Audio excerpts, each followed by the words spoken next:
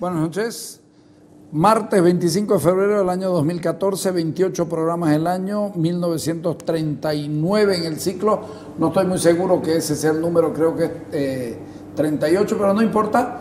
Estaban con nosotros Susana Celeme, Rubén Darío Cuellar de la Fundación Nueva Democracia y Juan Manuel Ijurco. Te doy la bienvenida, es la primera vez que venís, Juan Manuel, que es profesor en Diaconía, Ética de la Comunicación, y los he invitado, gracias a los tres por venir.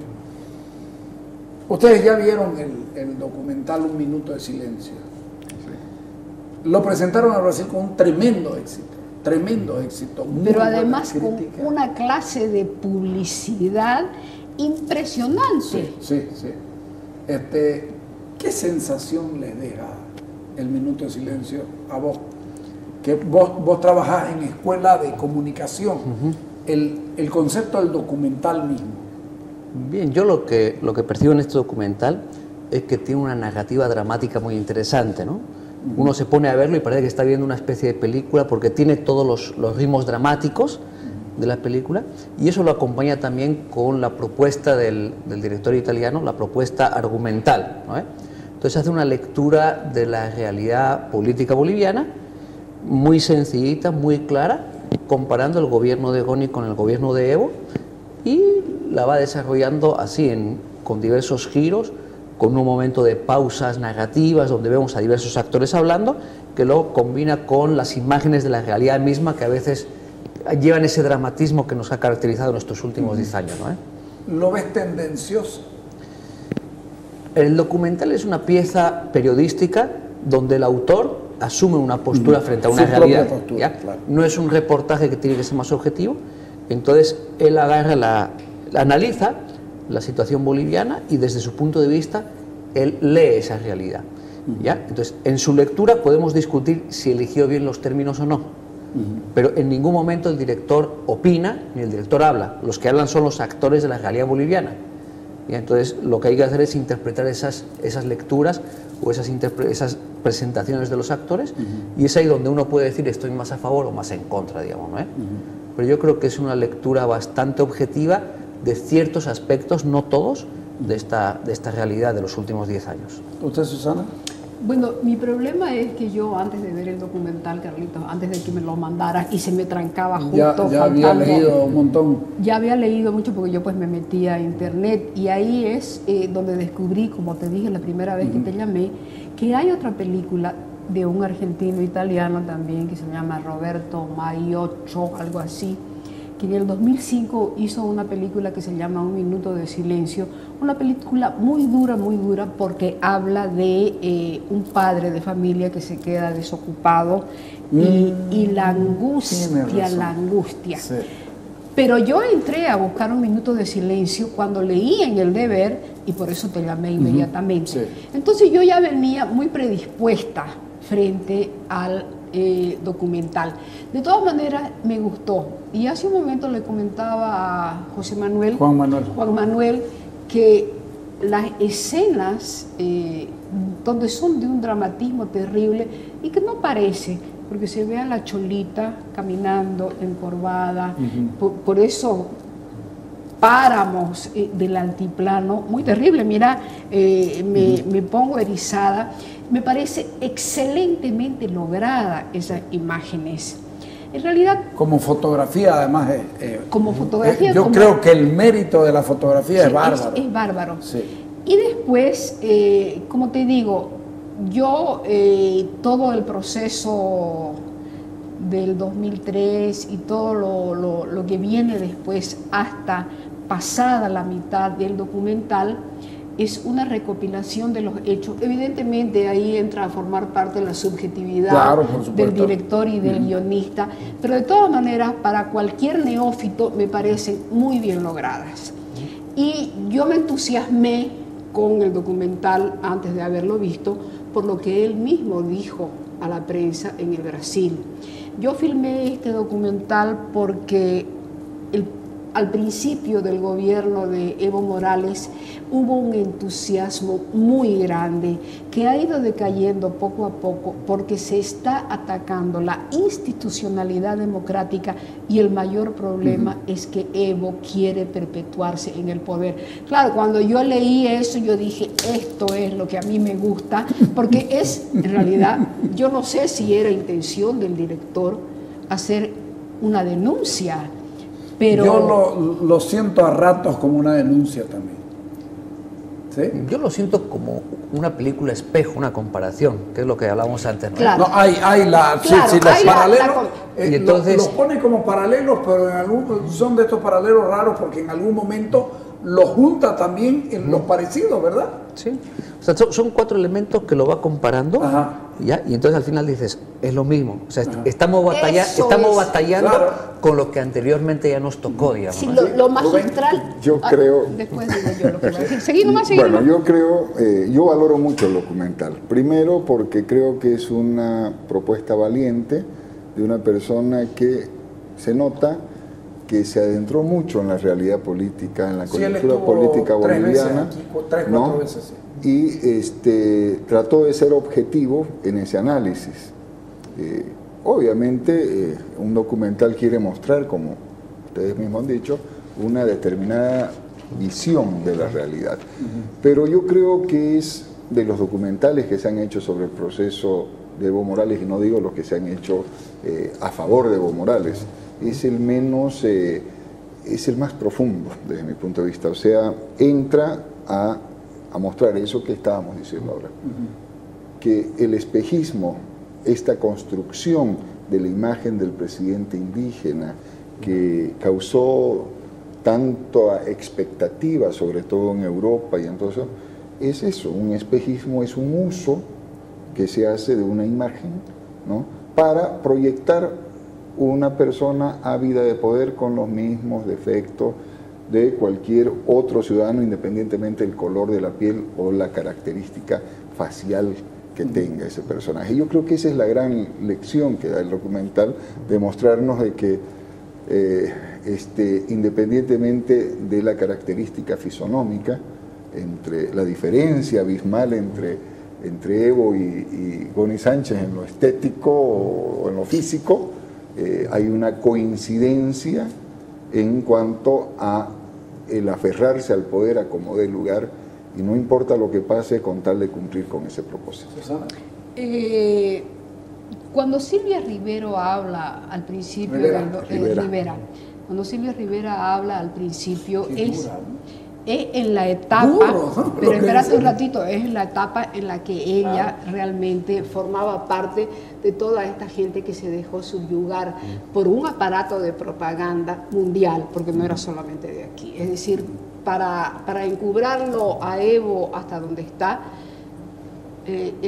toda la izquierda del mundo, más los demócratas más o menos sensibles, apostaron por Evo Morales.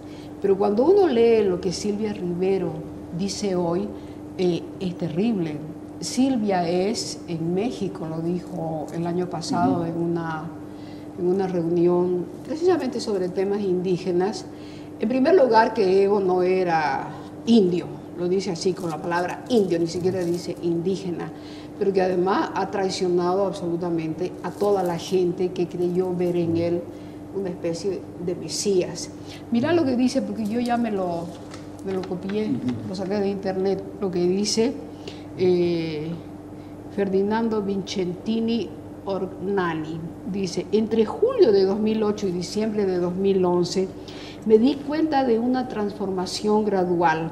Al principio hubo gran entusiasmo por la revolución que ayudó a elegir al presidente Morales, pero hoy en día hay signos de que Bolivia se está moviendo hacia un sistema que va a utilizar todos los medios, legales e ilegales, para mantenerse en el poder. Que un italiano venga y haya captado esa, como dicen los franceses, esa nuance, que puede perderla cualquier otro hijo de vecino, pero claro, este viene de Italia, donde hay política para cualquier cosa, entonces se da cuenta de qué es lo que se estaba cocinando aquí. Y cuando lo escuché a Carlos Mesa decir, después de todas las alabanzas, a Evo Morales se le giró un cheque en blanco y lo está dilapidando, dije, bueno, es ahí una frase nada más, pero que además expresa la realidad, ¿no? Pero ¿sabes por qué? Se le giró un cheque en blanco y al portador. ¿Ah? Pero es que ese es el problema de nuestra política, de nuestra forma de hacer política, ¿no? Lo mesiánico, lo predeterminado. O sea, todos hablábamos a principios de los años 2000 que más temprano o más tarde un presidente de fisonomía más bien mestiza indígena iba a asumir la raza de bronce. Nos habíamos olvidado rápidamente que Víctor Hugo Cárdenas no fue presidente, en rigor fue vicepresidente de un Goni Sánchez Lozada con un enorme arrastre en su primer gobierno, con un protagonismo central, pero ya lo habíamos tenido. O sea, esos determinismos, nadie ha revisado si realmente podemos hablar del primer presidente indígena o si ya hemos tenido otros presidentes que hayan tenido esa característica. Dice Carlos Mesa que Andrés Santa Cruz. Claro, hijo de una supuesta mestiza, de una supuesta princesa inca, ¿no? Pero además ese determinismo. Entonces tiene que ser, y lo que haga, está bien que lo haga porque tiene derecho a hacerlo. Es esa forma que se refleja mucho en lo que dice el vicepresidente Álvaro García Linera, ¿no? Es una cuestión de que, o sea, nos odiaron y por lo tanto tenemos el derecho de odiar al que sea, y nadie nos puede decir nada porque esa son parte se la saca muy bien, ¿no? Sí, la saca muy bien, logra que lo diga de esa manera, Ferdinando. Logra que lo diga, sí. Y la capta esa, porque es cortito lo que dice, pero es con muchos anes lo que dice García Linera. Así es. Esa misma situación se repite en la intervención que tiene Malcu y que tiene Roberto de la Cruz. Es decir, exactamente. La visión que tienen de lo anterior es una visión que tiene mucho resentimiento. Quería recalcar que hablabas de ese mesianismo, ¿no? El documental empieza y acaba con el discurso de Evo Morales, donde pide un minuto de silencio. Sí. Lo que a mí me llamó la atención es que siempre pidió un minuto de silencio. El minuto de silencio que pide son para las personas que aspiramos a llegar, pero nunca tuvo esa visión para las personas que hacen Bolivia, ¿no? Es decir, para los 63 muertos de la revuelta, ¿no? Entonces, en primer lugar. Es por eso que veo que la idea de gobierno que tiene Evo Morales es esa mesiánica de mirar hacia arriba, Así es. que también se refleja a lo largo de la película, y por eso se olvida también en ciertas partes Pero del pueblo, ¿no? fíjate, está muy bien hecho el documental, porque visto con lupa, cualquier estudioso le puede sacar mucho provecho. ¿Sabes por qué? Porque finalmente forma parte, como decía el profesor FCH Mancilla, forma parte del carácter conservador de la nación boliviana, porque el conservadurismo se mide cuando uno ya va a los hechos, en pensar que siempre hay alguien superior, en ese Mesías que va a venir a salvarnos. Y que ese es el que va a venir a salvarnos. Entonces, y hay otra lectura interesante que nos permite sacar muchas conclusiones, y es que desde la misma fotografía que hemos mencionado antes, el documental siempre apela a lo humano, no a lo político. Claro. Ninguna de las tomas está contextualizada en un ambiente político. No. Son planos cerrados, tranquilos, el Malcu está en el campo, de la Cruz está en el las imágenes del Malcu son divinas. las imágenes del Malcu. Las imágenes del Malcu, ¿te das cuenta? reflejan esa necesidad de acercarse a los actores humanos y no a los actores políticos, ¿te das cuenta que nos las permite imágenes jugar del esa Malcu, interpretación? el hombre con las manos sucia, entierradas porque está trabajando la tierra. ¿Ah? Ese sí es un campesino tiene unos logros, campesino. Claro, tiene unos logros que son impresionantes. Es desde el punto de vista estético, el documental es impecable en fotografía, en sucesión de imágenes, en esos tránsitos que hace.